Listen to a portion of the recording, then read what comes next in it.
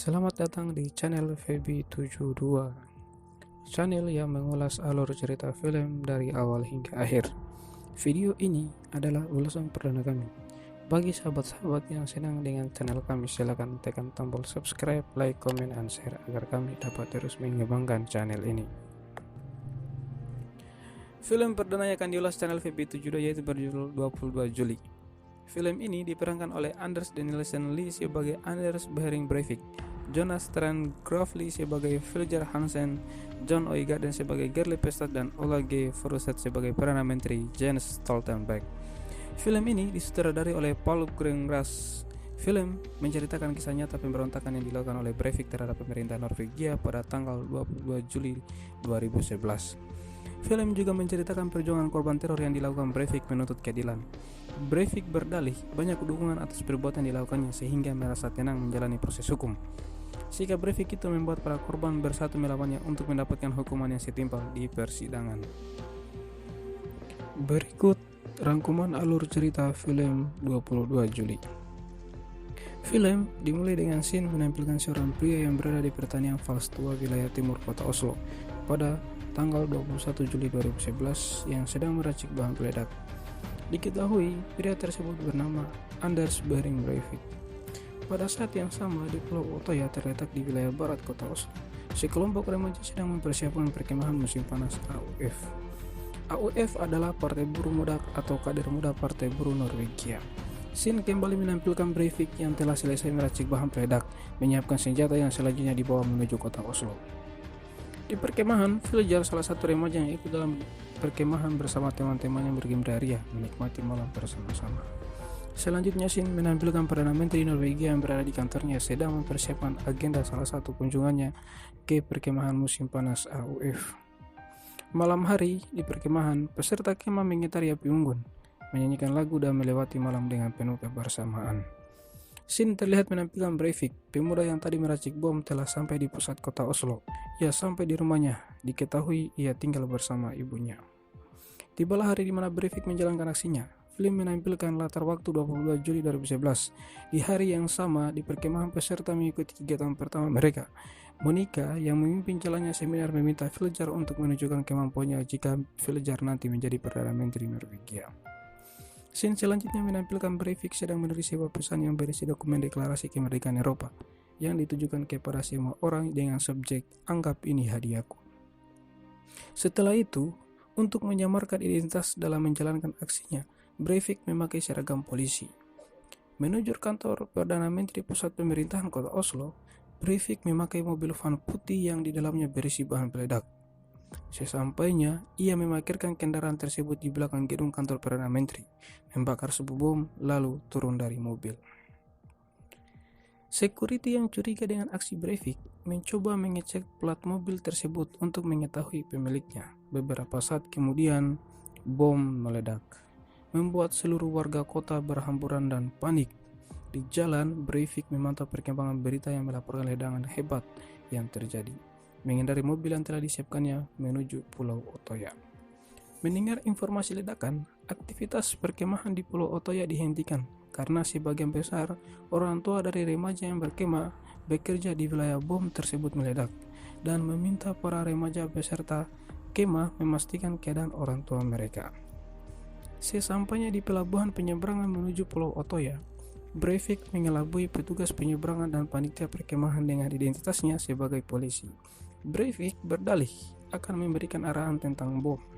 Ternyata Breivik menjalankan dua misi, yaitu meledakkan kantor Perdana Menteri Norwegia dan melakukan penembakan brutal di perkemahan yang setiap tahunnya diselenggarakan kader muda Partai Buruh Norwegia. Di Pulau Utoya, Breivik dijemput oleh Monica, ketua panitia perkemahan.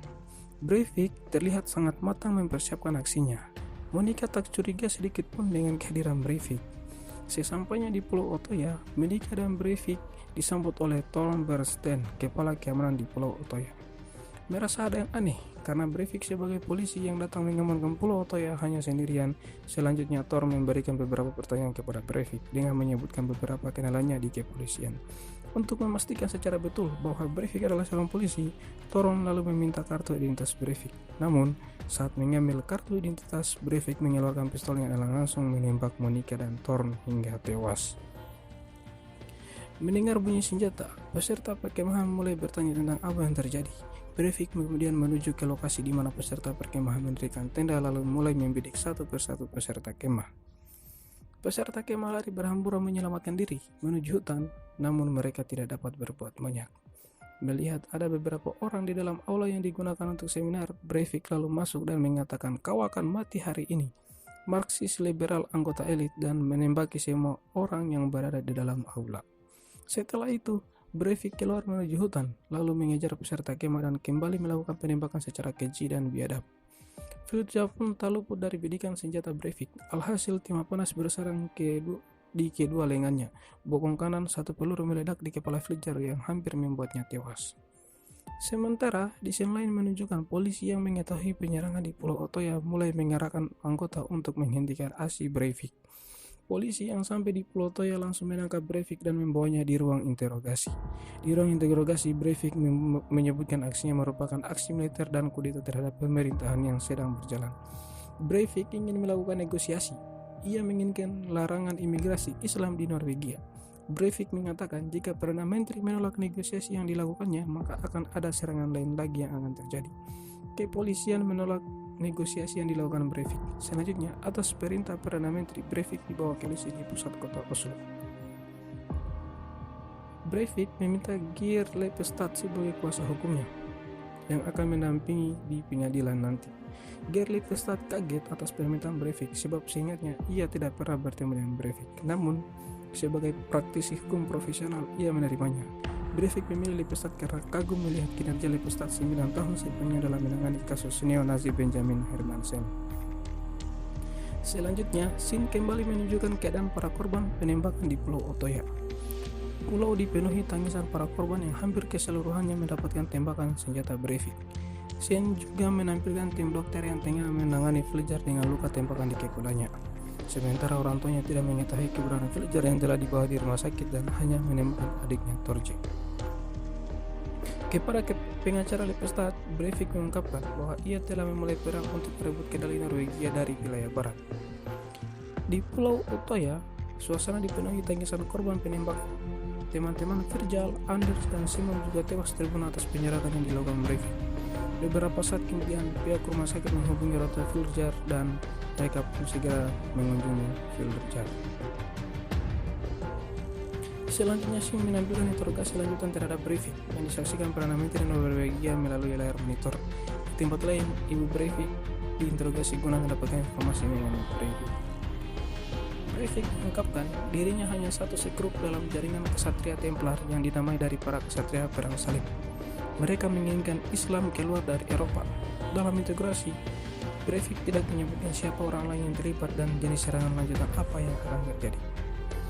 Perdana Menteri yang geram dengan tingkah Breivik saat interogasi yang seakan mempermainkan pemerintah menyuruh untuk menyampaikan pesan pada Breivik bahwa ia saat ini menyaksikan interogasi dengan tujuan agar Breivik tidak mempermainkannya. Selanjutnya, scene menampilkan konferensi pers yang dilakukan Perdana Menteri Norwegia. Ia menyebutkan serangan yang dilakukan adalah serangan yang ditujukan pada pemerintah dan anak-anak generasi penerus Norwegia. Perdana Menteri menyampaikan serangan dilakukan oleh mereka yang ingin perubahan di Norwegia. Perdana Menteri menegaskan tak akan menyerah pada teror yang terjadi dan akan melakukan perlawanan melalui aturan hukum, bukan dengan senjata.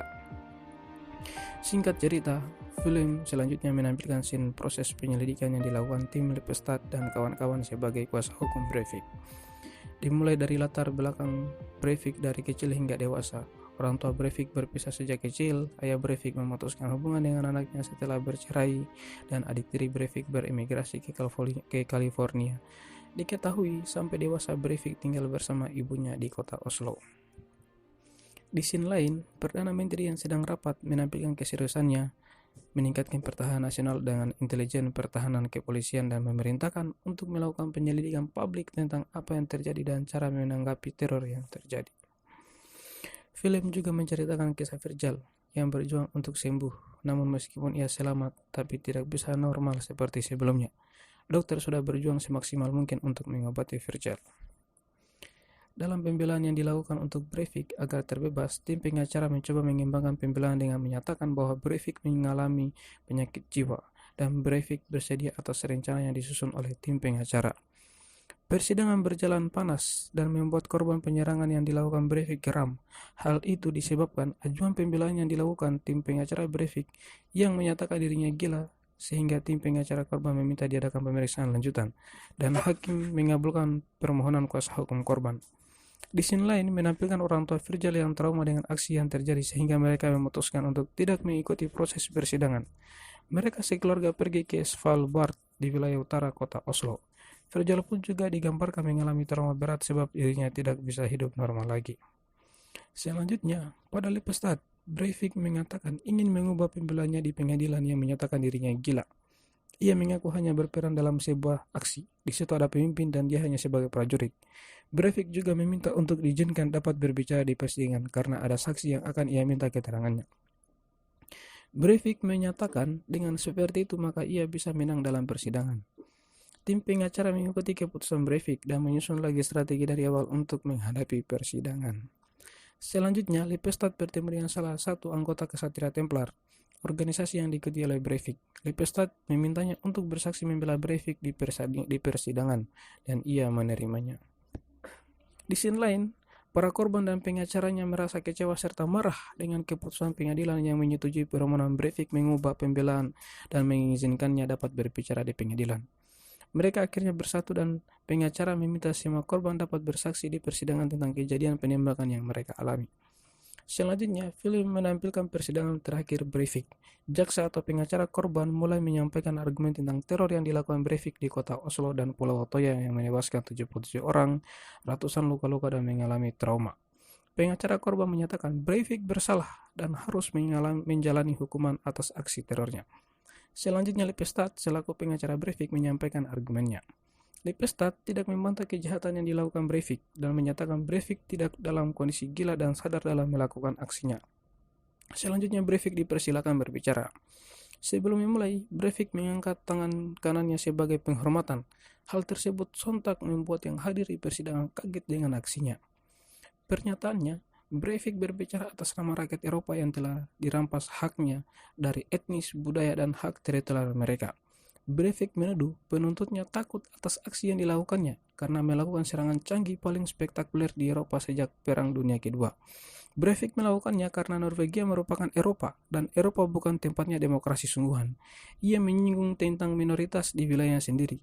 Dalam hal ini, orang Eropa menjadi minoritas di wilayah mereka sendiri. Breivik berasumsi pada dekade ke depan banyak yang akan menyadari tindakannya dan akan mengikuti aksinya. Ia menyatakan dengan yakin, ketika revolusi damai tidak mungkin dilaksanakan maka pilihannya adalah revolusi dengan kekerasan. Dan Breivik meminta dibebaskan karena ia telah membela negara. Selanjutnya Breivik dicerca dengan pertanyaan oleh jaksa tentang Kesatria Templar, organisasi yang diikutinya. Namun ia tidak dapat menjawab semua pertanyaan dan diduga mengada-ngada atas kesaksiannya.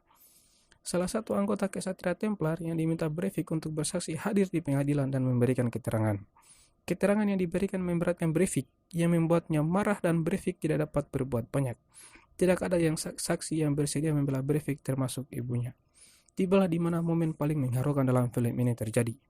Momen ketika hakim mempersilakan para korban memberi kesaksian ketika penembakan berlangsung. Mereka menceritakan perasaan ketika peluru itu bersarang di tubuh sahabat, teman, dan adik-adik yang mereka cintai. Filjar yang sebelumnya trauma dan merasa putus asa akhirnya hadir di persidangan dengan kesaksiannya untuk melawan Breivik yang telah merampas masa depan teman-temannya yang telah meninggal. Filjar menceritakan perasaan Anders dan Simon sahabat dekatnya yang meninggal, menceritakan adiknya Torje yang juga trauma. Dalam persidangan, hakim membacakan keputusannya bahwa Anders Behring Breivik dinyatakan bersalah atas semua tuduhan yang dilayangkan padanya dan harus bertanggung jawab atas semua aksi yang telah dilakukannya.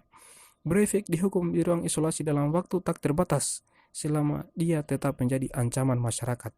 Di sana akhir film disampaikan informasi tentang Filjar yang akhirnya ingin melanjutkan karir di politik dengan belajar hukum di universitas di Norwegia. Geir Lepestad tetap melanjutkan profesinya sebagai pengacara di kota Oslo dan Perdana Menteri Norwegia Jens Stoltenberg